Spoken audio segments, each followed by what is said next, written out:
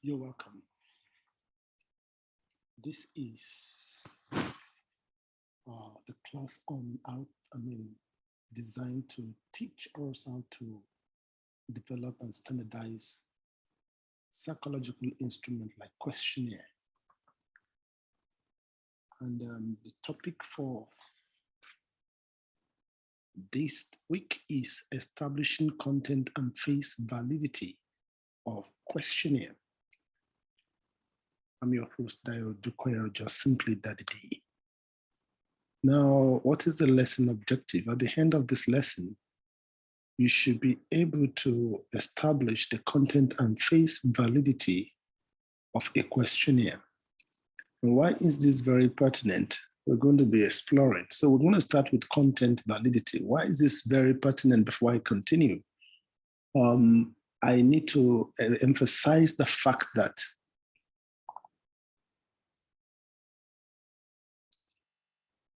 no instrument is useful without the establishment of content validity. This is very critical. No instrument is useful. In fact, the mother of all validities is content validity.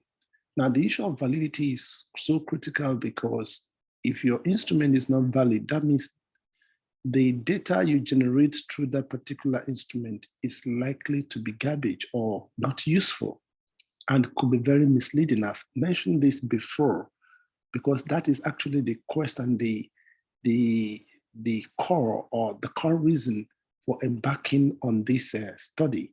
Because over the years, I've observed how people took the business of developing questionnaire with levity, and quite a number of people felt that anybody can just develop questionnaire.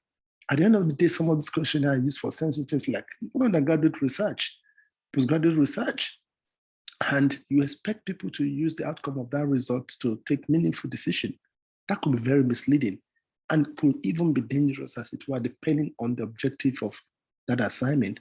And that is more reason why we need to make sure we do it right. And that's what motivates actually putting this short course together on how to teach us how to develop and standardize questionnaires so that we can do it right and get meaningful data that will lead to meaningful decisions and that will move our nations and communities forward. So it's very important we just do it right. So, and the model of all validities is content validity. If your content validity is not in place, every other kind of validity like construct validity, criterion-related validity will not be meaningful. It will just be garbage in, garbage out. So let's start with content validity. What is it all about? Because now on completion of item writing, the next logical step, of course, is to establish the content validity of the instrument, in this case, the questionnaire. I've already shown us too many kind of psychological instruments or ways or means of collecting data, but one of them, of course, is questionnaire. Now, and one of the ways we recommend that you should do this with at least 3 experts review, because content validity is established by experts, whereas face validity, which I'm going to discuss later on, is actually established by the end users who are not necessarily professionals in the field of the construct, in the domain of the construct being measured by the questionnaire. And so content is for professionals, those who understand the nitty-gritty, the theory behind and the indicators of the construct that questionnaire has been, was set out to measure. And so they will understand when they begin to inspect the items, they'll be able to ascertain the relatedness or congruence or linkage of those items or questions to the core characteristics or indicators of the construct you are about to measure. And that is what we help to establish the content validity of that questionnaire or instrument. I hope that is clear enough. And this point is very, very important. So we need to do it right. I cannot overemphasize it. And you need at least 3 experts. And I want to recommend that one of them should be a psychometric expert who has been trained, because beyond the relevance of the content of the questions or prompts to the construct we're trying to measure, we also have rules for item writing which the psychometrician is also trained to be able to design.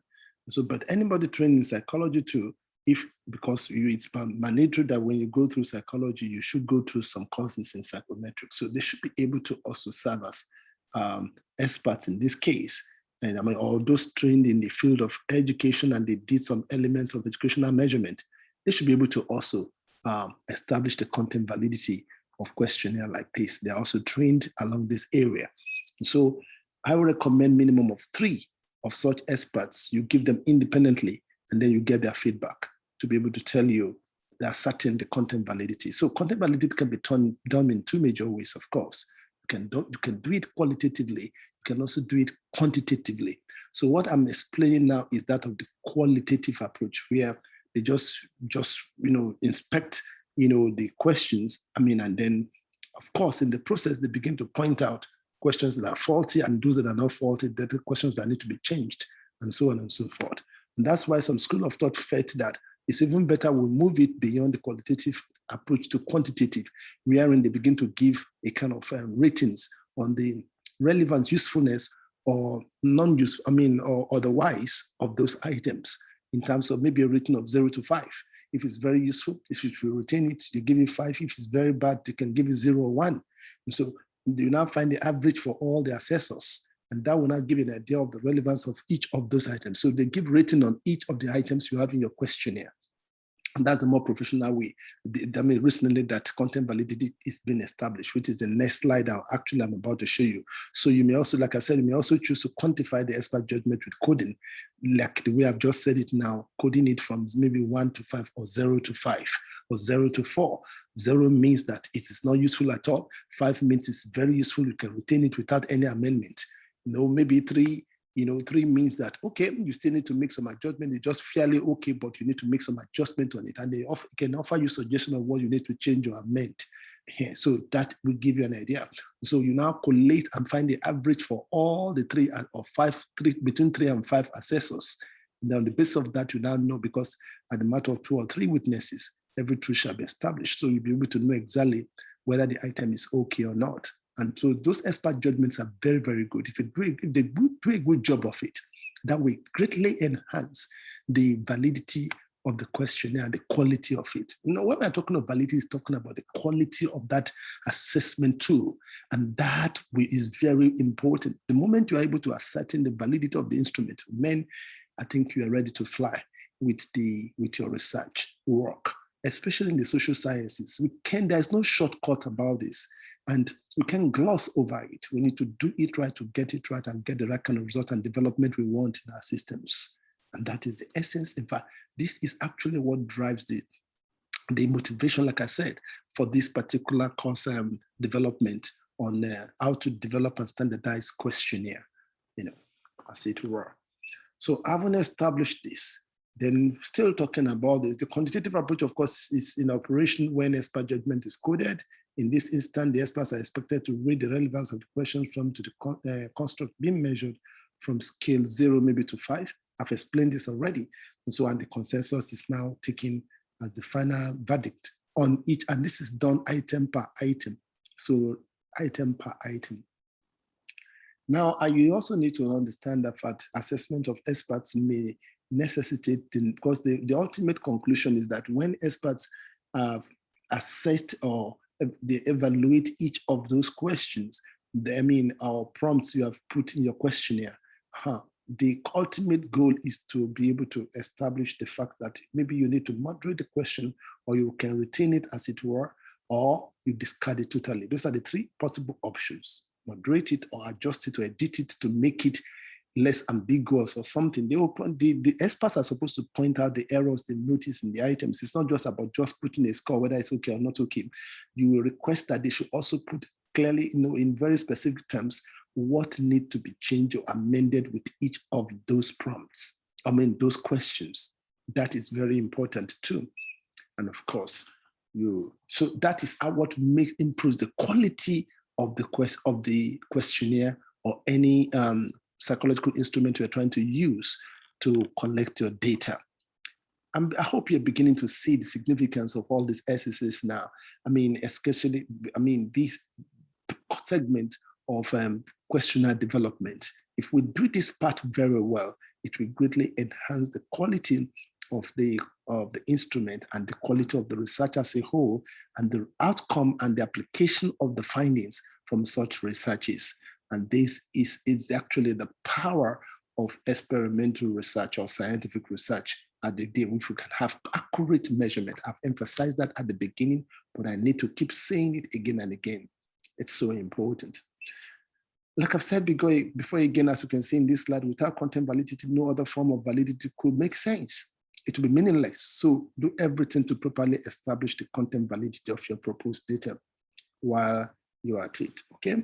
This is very important. And then you also need to be conscious of the fact that what the psychometricians are looking for, what they are basically out looking for is like I said, is the relevance of the question prompts to the questionnaire. In the questionnaire to the key psychological construct we measure. Ensuring that the questionnaire measures what it purports to measure. With that actually is the spirit of validity, that a test measures what it purports to measure. That's the spirit of validity, basically. And that is what we're checking for in the content validity, because this time around we are inspecting the content and evaluating them to check the relevance of those, the way you have constructed your items. And then we also check, also, of course. Now, content validation also further ensures that question prompts are free of ambiguity. This is very critical. It makes sense to the end users. They're not ambiguous, and ensures that the basic rules of item writing are adhered with. Now, of course, the latter is very relevant when you are talking of multiple choice objective test. In fact, this one, you have more than 50 rules of writing items when you are writing multiple choice question. But some of them can also be applied when it comes to questionnaire. So that's why we need to be exposed to some of those rules. And the critical one, of course, when it comes to questionnaire is the issue of ambiguity. We want to ensure simplicity. It should not be too long. It should not be too wordy. It should not use excessive vocabulary that will require going for a dictionary, before the respondent can understand what you are saying, or maybe they need to consult a record somewhere. You have to avoid all that. It should not be full of technical jargon that they may not understand what you're saying. Some people, they are not conscious of all this because they have not been used to developing questionnaire. So they put a lot of materials and words and content that would tend to put the respondent at the disadvantage, and such that they don't understand what you are saying. And because of they don't want to start coming back asking you questions again and again, you find that they will just fill in anything they feel like, so that just to please you. And then you end up having garbage, as it were, because the information will not be correct. It will just be a kind of a frivolous response, and using such. And then coming to, you're saying you're conducting a scientific research, that will be quite a misnomer and will be quite misleading and very confusing. So, it can even affect, and that is part of what is affecting the spirit of development in this part of the world. So we need to correct this. And when I say in this part of the world, I mean the third world countries. So we need to correct this once and for all. It's very important. We need to correct it. That is that.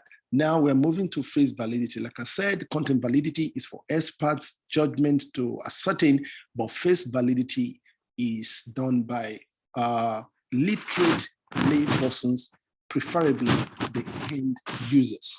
And the goal of face validity is to be sure that you want to confirm that the items are free of ambiguity.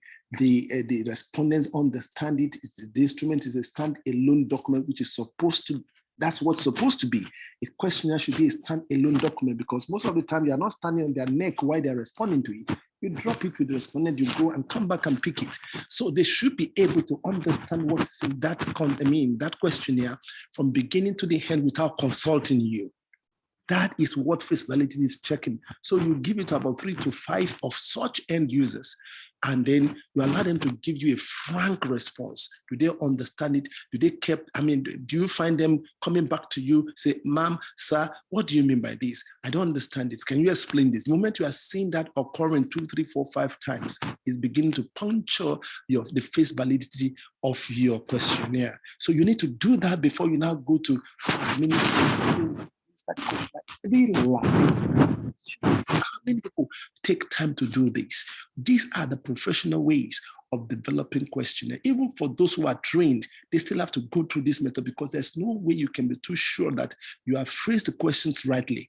There will still be some things you'll be surprised that the end users may not understand when it comes to their level. That is why you need to take it through this process. And that is the process that is recommended. These are all part of basic psychometrics principles of developing valid and reliable questionnaire. If you go this way, you discover that you improve your professionality as a researcher, as a social scientist, and you discover that you're going to have greater results. You see, this same thing I'm sharing with you now, you can apply it in the workforce. You can apply it in the workplace when you want to do your consumer check.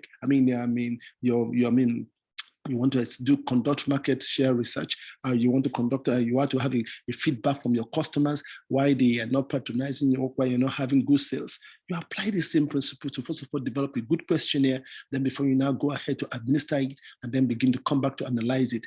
These are different segments. Of course, in future presentations and course packages, I'm going to go to the level of how do you analyze or how do you administer it? How do you administer, after administration, how do you come back to analyze your result and interpret it to be able to know what is happening? These are some of the basic processes you need to go through. Everybody should be able to know how to conduct simple researches like this and develop the right instrument that is valid and use it to collect information. In whatever kind of business you have, you need this knowledge. It's very important. So that's how face validity is established.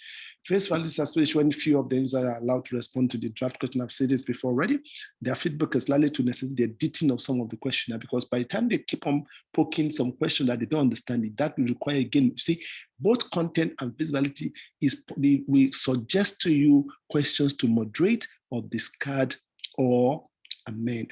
To moderate or you retain, either you retain or you moderate or you discard. That's the essence. That actually, those are the ultimate goals of undergoing content validity and face validity. The one from experts is to improve the quality of your work, the content of your questionnaire, as it were. And so that is where we stop for this presentation. And I hope you have learned some